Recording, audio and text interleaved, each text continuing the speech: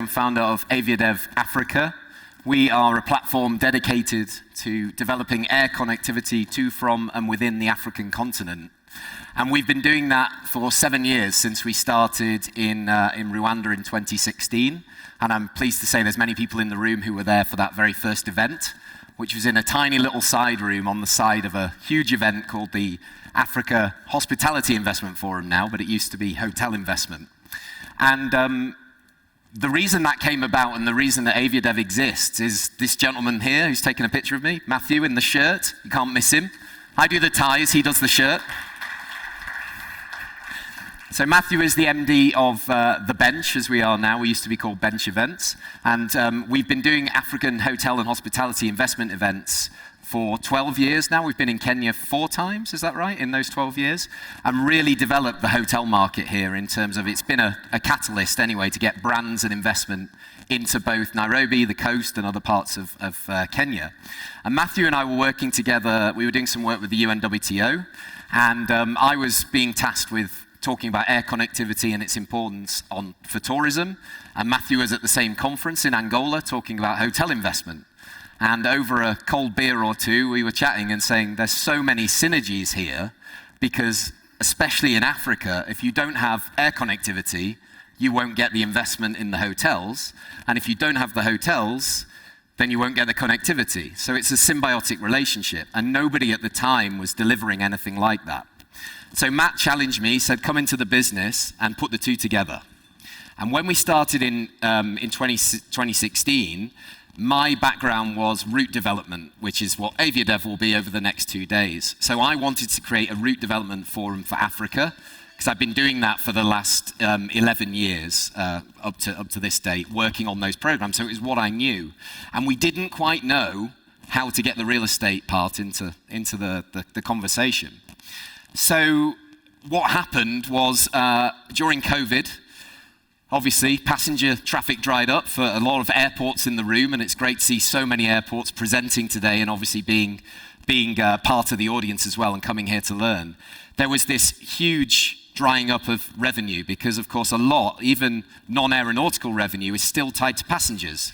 If you've got a car park and there's no passengers, you're not making revenue. If you've got duty-free shops, there's no passengers, you're not making revenue.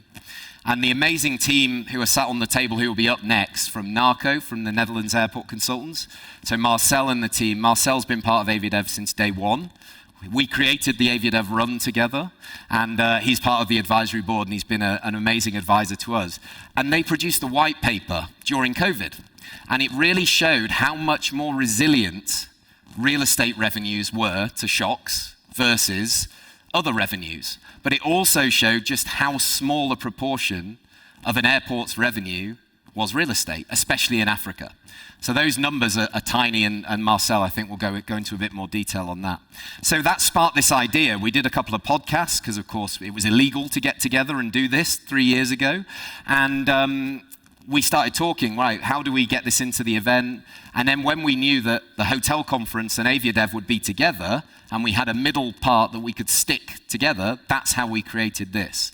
And it was designed to just be a little workshop, but then my colleague Marla got involved and decided to create this incredible staging. So thank you so much, Marla, for doing that. Big round of applause for Marla.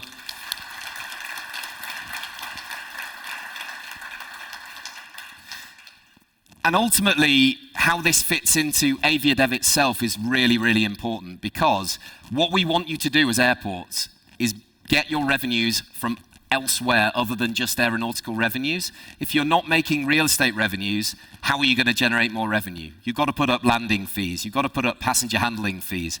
And that is going to be passed on to the airlines. And it's great to see some airlines. I see Noel with us here from ASCAI in the audience. So you know, that's going to be passed on to them, and they've got to pass it on to the passenger. The price, the fare goes up, and the demand will be suppressed.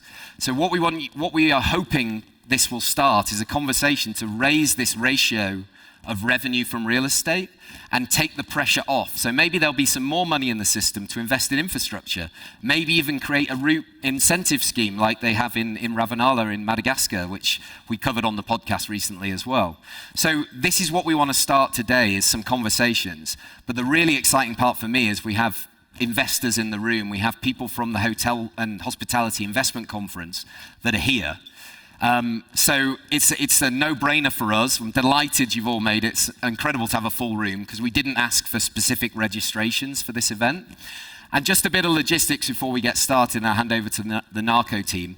Everything this morning will be here. So tea and coffee will be served throughout. Feel free, go and help yourself, bring it back in, and sit at the tables. That's why we design it this way. Talk to your neighbors. And we'll run the program consistently till 1 o'clock, and that's the end of the program in terms of the stage sessions. And we've got a real mix of panel sessions, presentation, and we've got 5 incredible airport showcases to come, and we've got the main protagonists from those airports who are going to show you the master plans. They'll talk about the opportunities for the investment, where that is specifically. I haven't seen these yet, so I'm super excited. We also have Mark Dunford, who's here from Knight Frank. He's going to moderate a panel with some investors. What are they looking for, and what are the things holding them back from investing in airports? Speak to these guys. Mark's very modest, incredibly modest. Not really, but still, he's got so much experience from an advisory perspective, and there's a lot you can learn from him, and also the other investors on the panel. And yeah, we'll go into more detail on that as we get nearer to the time. So help yourself tea and coffee. This afternoon we'll finish at 1 o'clock. The lunch will be served outside. We're not going to send you anywhere else. Real networking lunch, and then in the afternoon, feel free to use this space for meetings. So we've set up some tables along the side. So for airports that want to have a bit more in-depth conversation with an investor or another airport, feel free to use the space and have those conversations, because there won't be anything else happening on the stage this afternoon. And that's what we're trying to do. And then at 5 o'clock, there'll be a welcome reception, which will be on the first floor of the hotel where the exhibition is. Very informal, no speeches, just a few drinks and a bit of music and nothing more than that, but a great opportunity for the AviaDev community to get together. And then, of course, tomorrow we start AviaDev. We've got a record 400 delegates registered, up from, we in Cape Town, David and Paul are here from Cape Town, who hosted us last year with 290 delegates. So it's a massive explosion in the interest of AviaDev. But we know as well, none of you are here because you have to be. You've chosen to be here. You've believed in the project that I've been trying to build for all these years, and we've built that together as a community. So that's setting the scene. I'm around, I'm available for anything that anybody needs, but without further ado, I'd like to invite Marcel to the stage to take us in through the first session, and obviously Asmita as well, and his colleagues. So Marcel, please welcome Marcel to the stage.